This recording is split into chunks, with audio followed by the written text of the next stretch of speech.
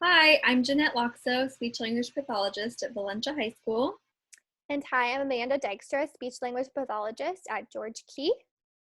And today we're going to talk about early language intervention techniques and how you can use them to support AAC users. And the technique we're going to talk about is prelinguistic milieu teaching method. Oh.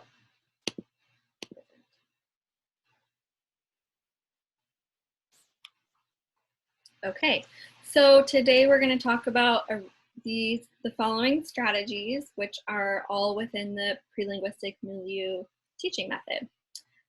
Arranging the environment, following the child's attentional lead, building social routines, using specific consequences, prompting, modeling, and providing natural consequences. So the first one we're going to talk about is arranging the environment. So you're going to place desired objects in view but out of reach, place desired objects or materials where adult assistance is necessary. So this includes like tightly closed, locked or clear plastic jars. So like you see in the picture, so the girl is reaching, she can't quite reach, she's too short to get that item off the shelf. So this is prompting her to request assistance from an adult. So you can do this, the other example was in a jar. So if you put something maybe in a box or a jar, maybe one of their toys, it will prompt them to request assistance from an adult because they can't open it by themselves. The second one is violating expected order of events, such as like giving a shoe to the child before a sock. So you're essentially prompting them to be like, oh no, like I need my sock before my shoe. So you're prompting them to communicate with you. And this can be used for young children all the way up through AAC users in high school and beyond. If an AAC user isn't consistently using their device or communication system to make requests, this is a great way to prompt your child to make requests or to communicate when they're frustrated or something is wrong. So my students at Valencia High School, one example of arranging the environment to elicit communication is one of the routines that they have is washing their PE uniforms. And what we do is we can put the PE uniforms in a basket that's up high, and we can direct one of our students, okay, it's time to go start the laundry. We're going to practice that vocational skill. And they can't get it, so they need, that's an environment change that prompts them, okay, I need to use my device or my communication to request. And so they may use their device and say help, or they might say the laundry is too high, depending on their level of communication. But it's a great way to elicit that communication for older kids and for younger kids that want like a bear or a snack.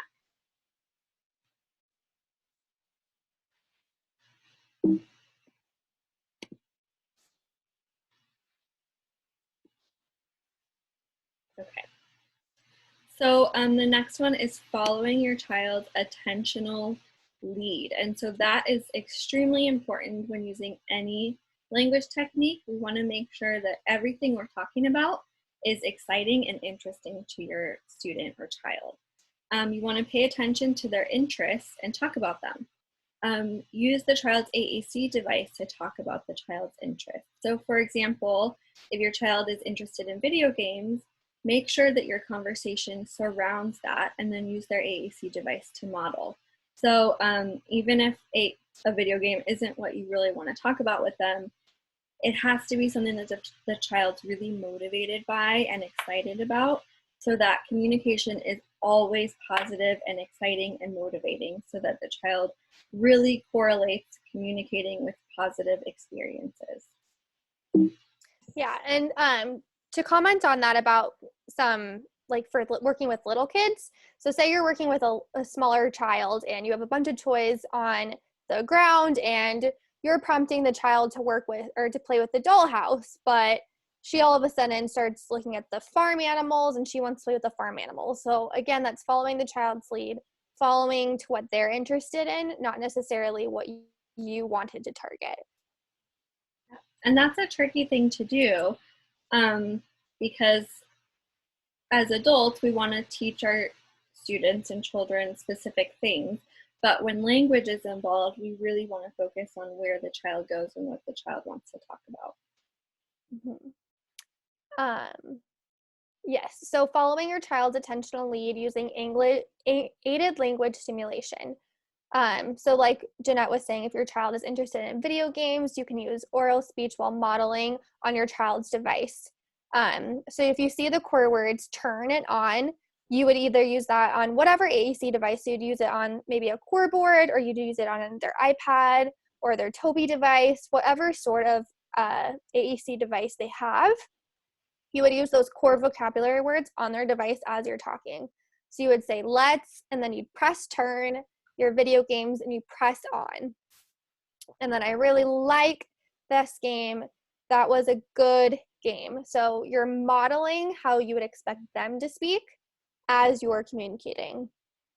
And then for the more advanced communicators, they can probably even produce this whole sentence. So then you would communicate this whole sentence on their iPad.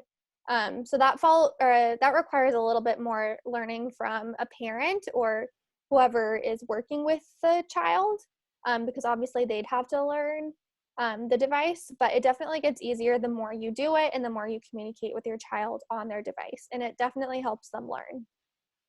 And so I'm just going to give an example really quick because even though it sounds a little bit complicated, aided language stimulation, like let's turn your video games on, what it would look like is I would see the child looking at the video games or holding the controller, and I would say, let's turn your video games on.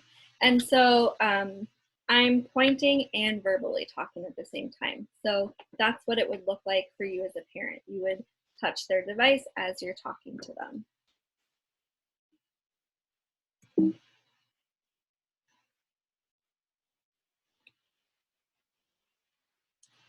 And then the next one is following your child's rate of initiation. So if your communication with your child looks like you as a parent are always asking questions or communicating more frequently than your child is, one great strategy that you can try is reducing how much you're initiating with them. So if the child, for example, wants to talk about video games and says, look at my video game once every 30 seconds, then you want to really, really slow down how much you initiate. So if you say, I like video games, and then you can pause and wait, and it can be uncomfortable, and that's okay. You want to give your child a minute to process what you said, to think about it, and then respond to you. And then once they respond, you can really emphasize and give positive feedback for that. But slowing down and matching how quickly or slowly your child initiates communication can really help them process and think about, okay, now it's my turn to talk on my device or with my words. So the next one is building social routines. So develop repetitive and predictable daily routines. At school, familiar routines are embedded into our day. We have, the transitions from class to lunch, routines within each class period, and familiar language is used in each routine. And we understand that at home, there are not as many predictable routines, but there are quite a few, like morning routine of brushing your teeth, getting dressed, eating breakfast, eating dinner, brushing your teeth again, going to bed, homework routine. So even though the home schedule is a little bit more flexible, you still have those consistent daily routines. So the nice part about social routines is they surround vocabulary that the child is extremely familiar with, because they hear them every day. So they know the word toothbrush because they brush their teeth in the morning and at night. They know the word pencil because they use a pencil every day. So social routines are really great because they learn them and practice them every day, and it's really just good for building vocabulary and expressive and receptive language. So here's an example of how to use AAC during social routines. So let's say you choose to practice this during your morning routine. When you go in to wake up your child for the day, you can go in and say, "Good morning, how are you?" And you would get their device and kind of do that same technique of aided language stimulation. Good morning. Let's make, I have to find it, make breakfast. And it's okay to kind of stumble around and try to find the vocabulary words and admit to your child, well, I don't know where that one is, let's find it together. Because that's a learning process, and it's great for your child to see that you're invested in using that learning process just like they are. That your child's not an expert and you're not an expert in the device, and taking that time to learn and practice with them is a really great model. And then you can also, say like, okay, brush your teeth. It's time to brush your teeth. And so using that AAC system simultaneously with your verbal speech during a predictable morning routine that happens every day is a really quick way to teach your child that vocabulary in a functional, meaningful setting. So similarly, during a leisure activity, a lot of my high school students love basketball. And so if that's something that you do every day after homework or as a reinforcer, that's so motivating. And that's, again, following your child's lead and following their preferences to build that really strong motivation. Okay, you're done with all your homework, you're done with your schoolwork, let's go play basketball. I really like basketball. Now you're going to take your turn. And that can be really, really motivating. And all of this is just modeling. If I wouldn't expect your child to do this right away. Some of the students can, and they've learned the vocabulary and they can do that. But if your child's not doing that yet, that's okay. It's part of the learning process. And seeing you model that vocabulary during these routines is the best and quickest way for them to learn.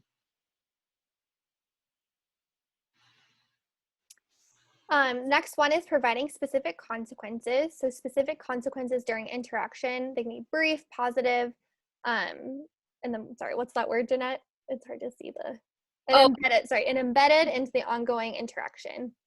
So this can be done with prompts, models, and natural consequences. Sorry, my video was covering one of the words. No problem. So the first one is prompts, and there's a couple different prompts. The first one would be a time delay prompt. So you would give them a nonverbal expectant pause that interrupts an expected routine. So for example, if we were doing a routine for a young child, we might do peekaboo. So I would say, pika, pika, boo. And then we do it a couple times. Pika, pika. Pause, pause, pause for longer than you think. And then your child might say, boo. For an older child, maybe they're asking for a glass of water, and the routine, they say, want, and you say, what do you want? You want, and then you can wait. And then that would give them the prompt, oh, they want me to say something, water.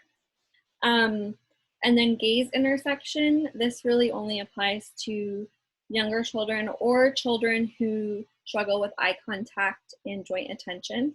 If there's limited eye contact, you would move to your child's line of vision. So if they're looking kind of over there, move your head and meet their gaze. That prompts them, oh yeah, we're talking. So if their attention is over on something else, you're redirecting their attention back at you by getting in their line of vision. And then verbal prompts, there's lots of different verbal prompts to elicit communication. One of them would be an open-ended question like, what? Or a directive statement, look at me. Or you could even have kind of indirect prompting like, what was the dog doing? The dog was, and then pair that with a time delay prompt. So lots of verbal prompts, and we can move on to the next one. So next one is models. So verbal models are modeling language with your oral speech. Example, look at the ball. A gestural model is encouraging the child to use gestures by modeling. So pointing to a ball would be a gestural model. And then this also includes the aided language stimulation, which modeling verbal language and modeling on a symbolic system. So using your spoken language, look, while also providing that gestural model, so pointing to the word look at the ball. So you're combining them. Perfect. So the first, they're all the same message with just different types of modeling. So look at the ball, and then look at the ball. So all of those are the same message with different types of models. The best way for an AAC user to learn the language is the aided language stimulation, modeling on the picture, look at the ball. So then the last piece is creating natural consequences. So create opportunities for the child to have natural consequences. So they're learning the cause and effect of their language. So for example, make sure the child achieves the intent expressed. So for example, if you have an apple and an orange, and you want the child to ask for what they want, and they really want an apple, and you know they love apples and they hate oranges, but on their device or with their words they say orange, we give them the orange. That's a natural consequence. They learn real fast. Oh, that is not what I meant. So instead of saying, oh no, you wanted the apple, you meant apple, say apple, you just give them the orange and let them get rid of it, feel frustrated, and then come back. Okay, wait, actually, what did you want? Give them the choice again. And then that gives the child the opportunity to correct themselves. We want our ultimate goal is independent communication. So creating a natural consequence starts to fade away their reliance on adult prompting and starts to improve their independent communication and independent thinking and problem solving. And so if at all possible, you always want to give a natural consequence, and that naturally prompts the child to correct an error or to understand that, okay, well, when I touch the orange symbol or ask for an orange verbally, I'm going to get an orange, and I don't like that. So if I want an apple, I need to problem solve and figure out what different language I'm going to use. So that's kind of going into providing any object the child requests. And then attend to anything the child is seeking attention for. So for example, if you have the apple and the orange and the child looking at the apple, you want to pay attention to that. Oh, you have the apple.